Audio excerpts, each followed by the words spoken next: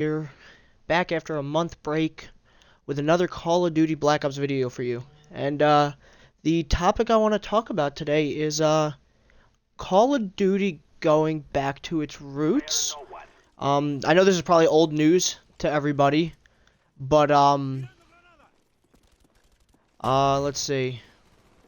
Hopefully it's not laggy this whole time. Okay, according to Activision, they confirmed Sledgehammer Games tweeted out sometime mid-February that they are going to be bringing this year's Call of Duty, and that it's going to be returning to its roots, is what was what they said. Which I guess that means we're done with the jetpack era and the wall running and all the you know, the ridiculous, super futuristic stuff that's not even logical Call of Duty games. I mean, I think they said it's, as I look at the article, you know, 3 games that had jetpacks. We had what, Advanced Warfare, Black Ops 3, and, Infinite Warfare. And Infinite Warfare had to be probably one of the worst Call of Duty games that was ever made. According to their sales, they were down 50% or something, and a lot of people were only purchasing it for Modern Warfare Remastered, and a lot of people aren't even playing that anymore because it's a lot of people are no longer calling it a remastered game. They're calling it a reimagined game, and I don't blame them because I think that a lot of people are upset with the way they made that game and blatantly, you know, lied to Call of Duty fans about how they promised, they swore up and down how they were going to be, if there were going to be any changes, it was going to be cosmetics only. And, we believed them because we trusted them. And they blatantly lied. They, I mean, recently they released, what? Map packs. They released brand new guns, and then, they really made the major mistake. They released supply drops, and that turned a lot of people off from Call of Duty Modern Warfare Remastered. They said, that they were pissed. I know there's several videos out there that, say how upset they are and how they can no longer trust what these developers are saying about the game.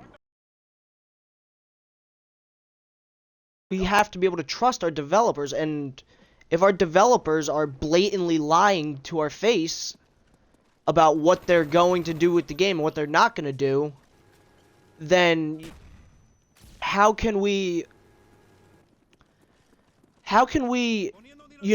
continue to trust them? This isn't the first time they've lied, and Black Ops 3 was a disaster. The money-making schemes from supply drops, I mean, and not only that, but to mention that, supply drops, it was a waste of money. I mean, there's people out there who spent $1,000 and they would get one DLC weapon. So it was a horrible system, and a lot of people were against it. But it was a way for them to, make money.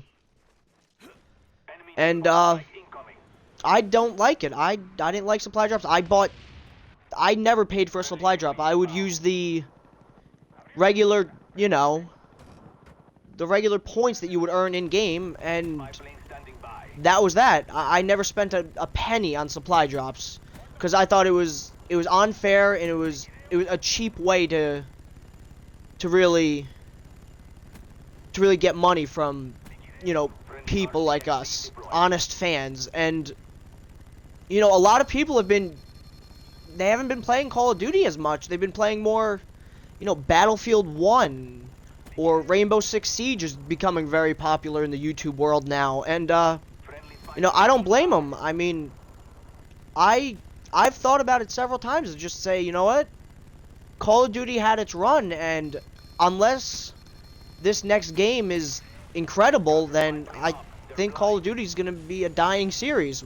Will it ever be dead? No, it'll never be completely dead.